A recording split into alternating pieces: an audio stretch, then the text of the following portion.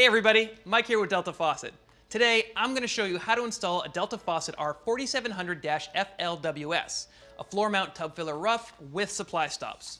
Now, this rough can be mounted a few different ways depending on your situation. For my installation, we're going to be working from the top down, but you may have access to your floor from underneath, so the install will vary slightly. Also, you're going to need to sweat some copper lines for this install, so make sure you're comfortable with all of those steps or consult a professional.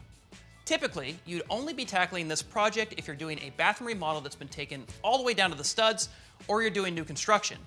Now, if you're tackling that complicated of a project, I'm guessing you have some DIY experience. Just keep in mind that every install is unique and building codes are different everywhere. So if you run into an issue or there are any steps of the install that you're uncomfortable with, I definitely recommend bringing in a professional for some extra help. But if you feel good with it, then let's get started and talk about what tools you're going to need. For our installation today, you'll need a power screwdriver, screws, and we recommend between a 1/2 inch to 3/4 inch screws to ensure you don't go through the wall, construction screws, a tape measure, a level, a pencil. You may need either a circular saw or jigsaw, or both, for your installation, safety goggles or glasses, and then whatever plumbing is appropriate for your water supply. Now, we're going to be using PEX for our water supplies, but you can use copper, galvanized iron, PEX, or even CPVC. Okay, grab those tools and supplies, and let's get started.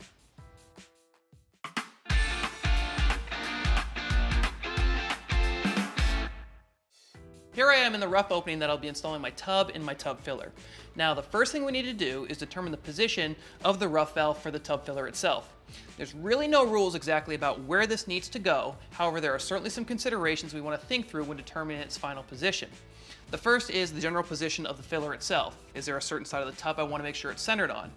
Second, also consider the other design elements in your bathroom, making sure that you're not going to interfere with any tile patterns or anything along those lines. Third, also consider the finish trim you're going to be installing for your tub filler, making sure you're not too close to the tub that it won't function correctly, and also not so far away that the water won't flow in your tub. And then finally, since it's a floor mount version, I'm also going to consider the joists that I have underneath my subfloor, making sure I'm giving myself enough room to not only mount the rough valve, but also make all my plumbing connections. Okay, so for me, I've drawn a center line and I know my general area where I want my tub filler to go. So next, I can use this included template and put this on the floor and mark the hole I need to cut out. Now, the template has a side marked front, and I want to make sure that's always facing towards the tub location. So I placed it on my subfloor already, marked my hole location, and then went ahead and cut that out. Once you've done that, come back here and we'll move on to mounting the tub filler itself.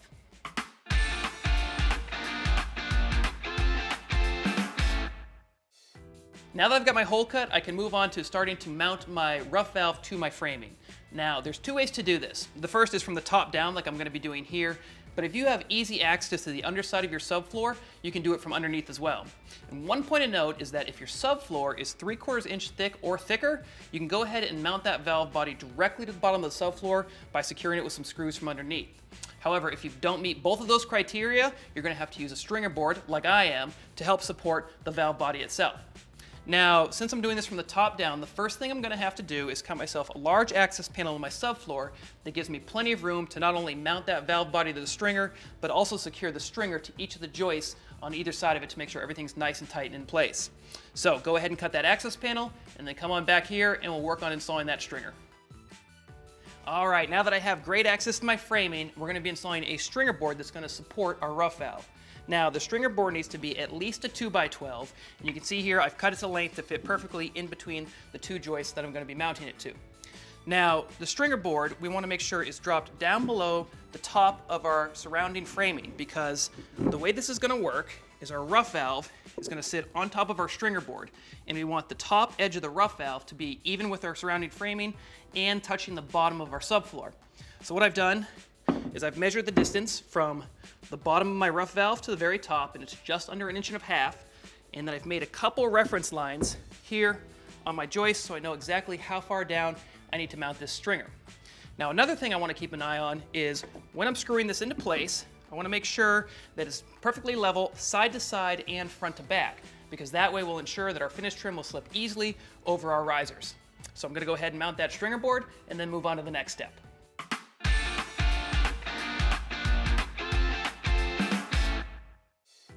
All right, now that I have my stringer in place, we can move on to securing our rough valve to my stringer.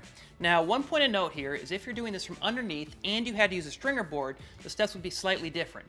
What you'd want to do is secure the rough valve to the top of your stringer first, also installing a few stub outs from the hot and the cold side to make those connections a little bit easier to make down the road.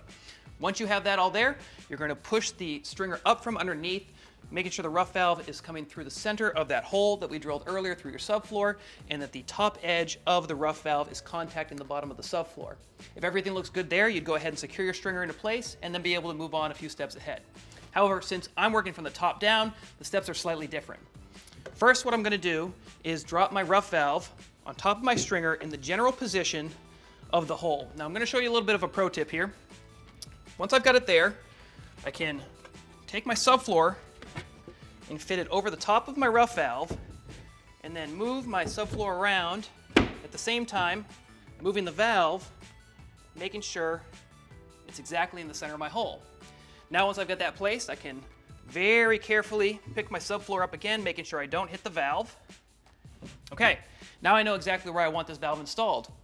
I think it's a good idea to take a pencil, just run some reference lines along the edges. That way, when we're tightening it down, we can be sure that it hasn't moved at all. Okay. Now, once I've got those in place, what I'm going to do is I'm going to take a small drill bit. I'm going to drill 4 pilot holes, one through each one of these outside holes here. And then I'm going to secure my valve into place on my stringer using these hex lag bolts. Now, these are 2.5 inches long and they're 1/4 inch in diameter. I'm going to go ahead and tighten all 4 of those down. Again, keeping an eye on my reference lines, making sure my rough valve doesn't move at all while I'm doing that. And then we'll be able to move on to the next step.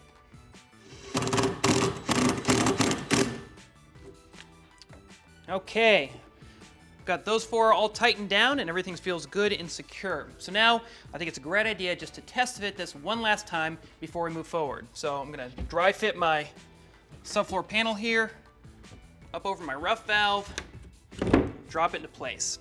Everything's looking perfect. It's exactly where I want it, and it's level and square to my tub. So next, I'm going to pull my panel back off, and we can finally make our plumbing connections. So I'm going to be connecting a supply line to the hot side, and also my cold supply to my cold side. After that, we'll come back here, and we'll get to pressure testing.